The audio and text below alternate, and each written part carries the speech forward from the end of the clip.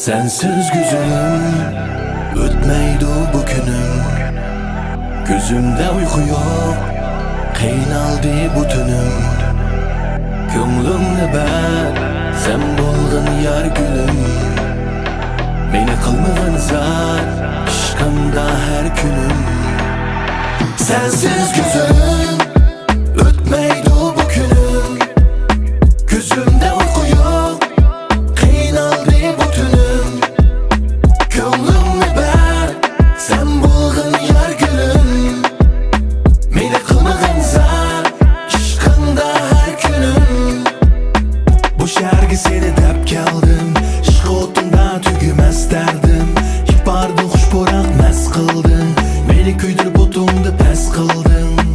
Hayotimga seni deb keldim, arzu arman o'ylarimni sep keldim.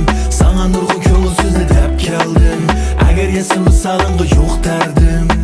Hamroyim bo'l, dildorim bo'l, sana kuyman yurakdan armonim bo'l. Hamroyim bo'l, dildorim bo'l, sana kuyman yurakdan armonim bo'l. Sensiz güzelim, ötmeydi bu günüm. Gözümde uyku yok, qiynaldı bu tünüm. Ko'nglimni ber, sen bo'lg'in yar gülüm. Meni qilmag'in zar, ishqimda har kunim. Seninle taptın jilvalanar yuzimda, maftun qilding meni nurliq ko'zimda.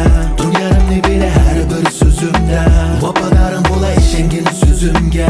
Sening go'zalliging jilvalanar yuzimda, maftun qilding meni nurliq ko'zimda. Barlig'imni beri va'da so'zimda, dilarimim bo'lay ishongin so'zimga.